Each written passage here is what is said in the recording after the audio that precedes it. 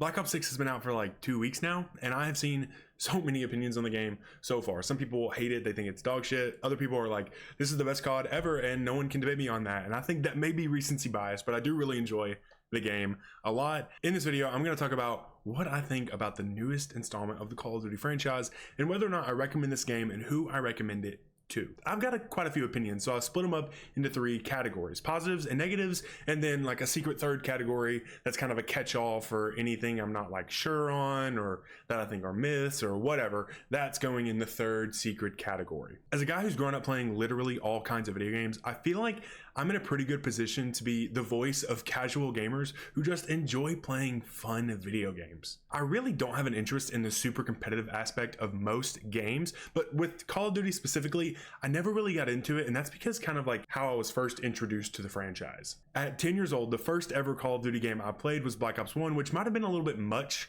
for me at that age, but it really was one of the best things I'd ever done in the video game world to that time. Besides spending way too much time playing the campaign, I spent a lot of time playing zombies. It was an incredible game mode, and it was one of the only things at the time that could keep me captivated for long periods of time.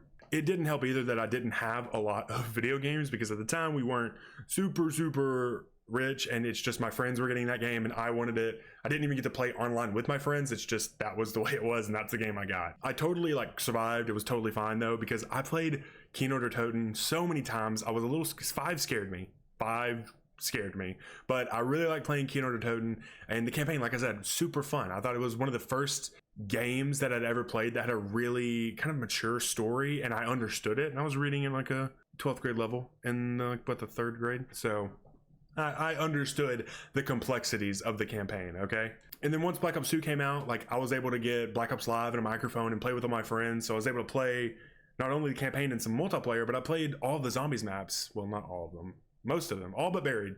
And that was really fun. It was kind of like pivotal to me growing and finding games that I really loved. I also really got into YouTubers and content creation around that time as well. So it's really just like a really pivotal point of my life. So I have a lot of very positive feelings for the Call of Duty franchise.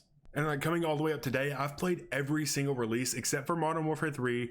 I just graduated college in like May of this year, so I didn't have a lot of time these past few years to play a lot of video games. So I didn't get to play the open world zombies, which I am kind of upset about. I may cop it soon just to play it because I am interested in it, but I never played that. So I played everything but Modern Warfare 3. I went back and played World at War, so I've played every game since World at War except for Modern Warfare 3. I really think that gives me a lot of ammunition, no pun intended, to talk about the casual perspective of Call of Duty. Like, I think I can give you a casual opinion from the perspective of a very casual player that has a lot of fond memories with the franchise.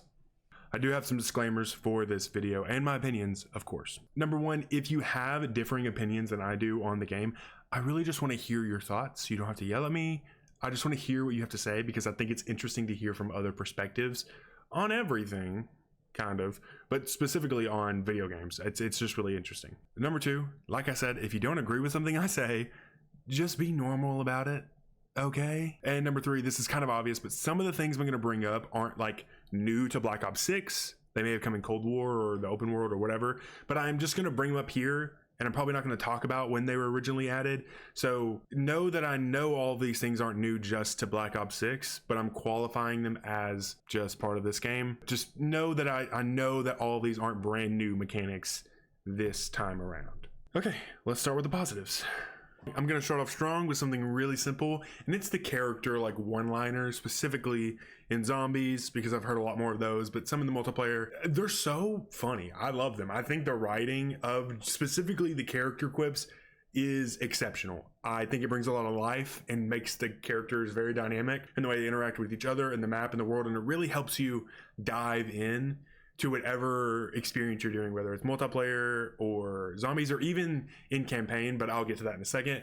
And of course, I know these aren't new, right? Character one-liners have been around for a long time, but I think in this game specifically, it's some of the best that I can remember in a while.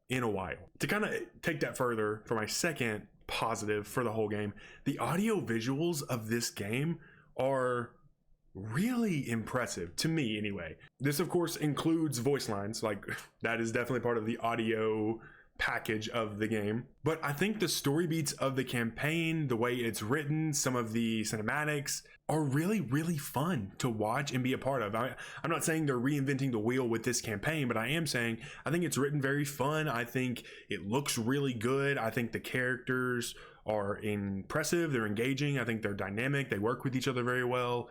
And I also think that the maps, they switch up enough. Like, it's impressive, it's fun. You want to see something cool, you want to know they're putting effort into this, and they definitely have with this game. You can see it and you can hear it, literally. The creative direction of this game is very strong. Flowers to the creative directors that worked across this game. You guys are impressive. I want to be like you when I grow up. Moving to another positive for this game, the weapon system in Zombies, it's just chef's kiss to me. This is not new at all. I remember this from Cold War. The rarity system is so fun. Having 5, I believe, different levels for your guns to be at is just so, it gives you so much more to play with, I feel like. And then having the salvage to help upgrade it, and then going to the weapons bench or going to the arsenal and be able to get more things, or making things you need to do, or putting elemental effects on your, all of that, like that whole little weapon system in Zombies is incredibly fun to me. Tie on the fact that you can customize your guns kind of like you could, you know, since Black Ops 3, but like that's so fun to me. I think it gives so much more to the game, and it lets you customize your Zombies experience and lends to the replayability of Call of Duty Zombies, which is something that, you know, I've struggled with personally, and I know other people have, that eventually gets boring. But with these new systems, it really helps diversify your playstyle across not only one singular game, but, you know, the myriad of games across different maps that you're going to play over this game's lifetime. This is my last like positive for this game, like shining positive. But I think the perk and loadout research in Zombies is so fun. I don't think this is exactly new. I think they were toying with this in Modern Warfare 3. It wasn't exactly the same system, but I think they were toying with this before. But I think it is probably one of the most fun additions I've ever had in Zombies, is being able to level up your perks and add new special abilities into it. Again, it just really makes it feel like you can truly customize your playstyle and do whatever you want when you're playing Zombies. Like, you still have these same maps, but it can be completely different game to game and within one game. It's just, I think it's so fun. Consistently, I will be for, or I try to be for, I guess, giving players as many ways to truly tailor their gameplay to them and how they want to play as possible, to kind of deviate from what has typically been, I'll say it, sometimes a very cut and dry game mode. It's been super creative, but then sometimes it's been very boring. So I think this is a system that I don't want to see go away at all. If anything, I want to see it expanded on heavily. After recording that, I feel like that's not as many positives as I wanted to say, but we're moving on to the negatives. Some of these are like, whatever, who cares, personal opinion. Others will get fixed in time, like I know that, but I really want to just give you a good snapshot of what the game is right around now and really launch. This is supposed to come out earlier, near launch, but I wanted to give you a good snapshot. So here's some of the negatives that I've had over the last few weeks with this game that, again, I'm sure will get resolved or fixed, but here we go. I'm going to start with the one that I think is the least fair criticism, even though I think the gaming community or game dev community, game release community, whatever you want to call it, is trending towards like a place I don't like it, but it's the launch systems. I'm going to make my voice heard on this one. I'm disconnecting for reasons I shouldn't be. I'm wired in, bro. I am wired in. Why am I disconnecting? Why are the servers this bad? I'm very frustrated. And this kind of like zooms back out to just like gaming as a whole, but like I want to be the person that plays games on launch, specifically online games, because they're very fun to play when they're new. But this is, it completely, decentivizes, is that a word? Decentivizes me from wanting to buy this game on launch and pay so much for it. Like I literally bought a PS5 so I can play this and a few other games, but it's like, it really frustrates you when you drop real money on something that is just not a fun playing experience for something that's completely out of your control. Continuing with the theme of out of my control, the next negative I have is kind of nitpicky, and it's one of those is like, okay, just get good, okay? You suck at the game, get good. Zombie boss spawns at the time that I wrote this script are insane. They are crazy. It's ridiculous.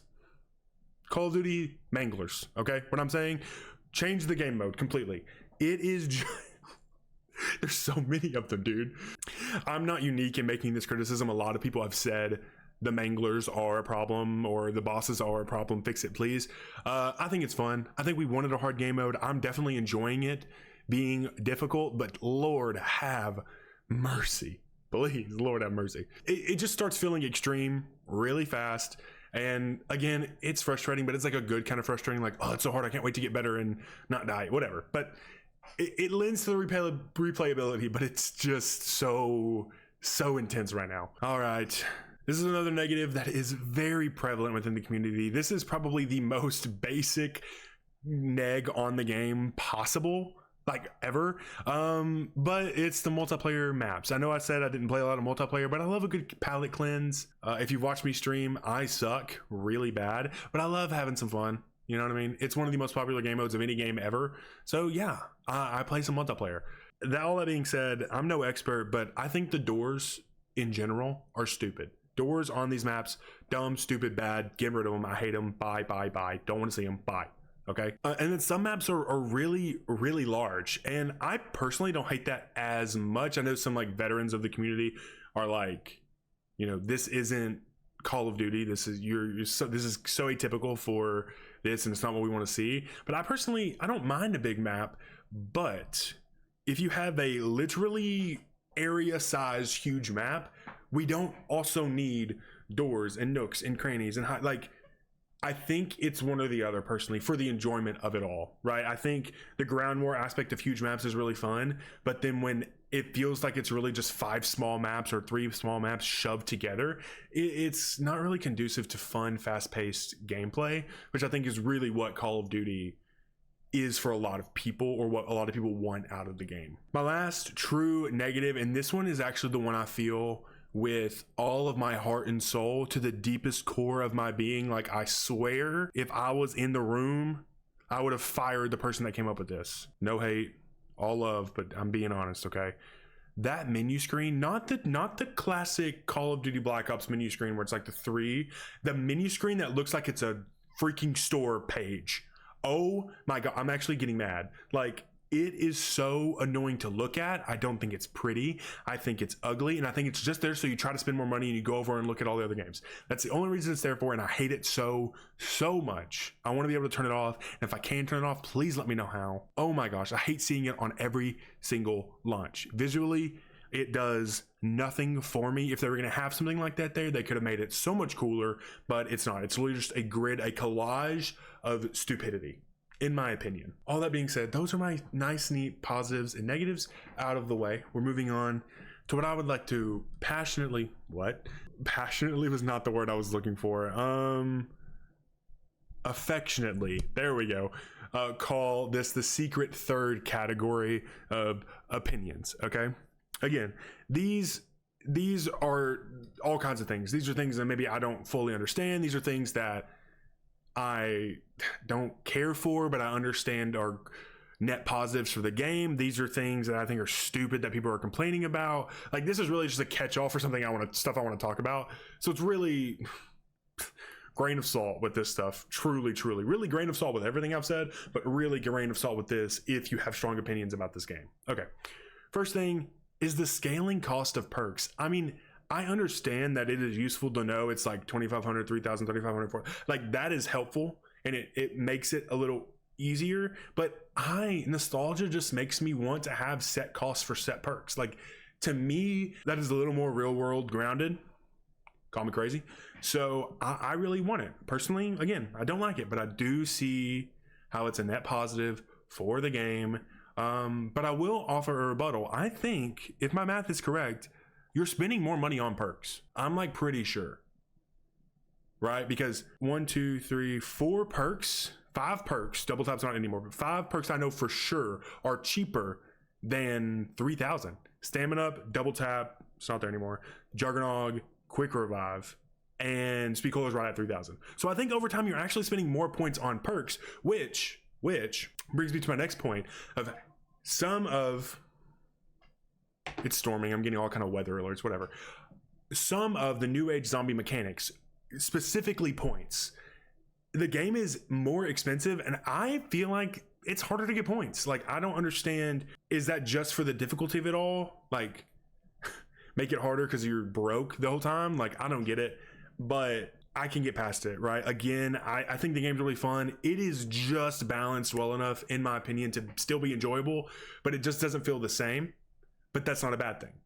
It's just a new thing that I'm trying to get used to. Another thing that I don't really care for, but this is kind of a baseless like neg because you can change it, is the minimap HUD. Like I don't like the minimap that much. I mean, it's useful, but it feels off-putting. But again, this is new zombies, and I'm not gonna say I hate it. It's just new to me. It was in Cold War II, but like it's definitely just still new to me, and that's okay. Like I said, you can change your HUD, but that leads me to my next point of the linked progression and settings. I think I will say with this point, at the time of recording, this is the state of things. I don't know how long it'll take me to get this video out. This is the state of the linked progression and settings. It's great. Across the modes, you have like linked prestige, linked weapons, upgrading, all that stuff. I think that's really great for people who, want to sink a lot of time in zombies and still like get things in multiplayer. And I think it helps bring multiplayer people over to zombies, which is great. I think that's so good. It makes me feel good going into multiplayer, and I think it brings multiplayer people over. So strategically, great decision for Call of Duty, right? However, the settings for the HUD and stuff are linked. If you completely tear down zombies and make it look like Black Ops 3 or Black Ops 4, then when you go to multiplayer, it's the same thing. It's like also completely changed, and I don't think that is what people wanted out of that. I think they're conflating players who want the classic look of zombies with people who want a harder experience. And that's just, I think it's just a mistake on the insight side of things. Like this installment of the Zombies franchise is hard enough. They've added and changed enough that it's hard.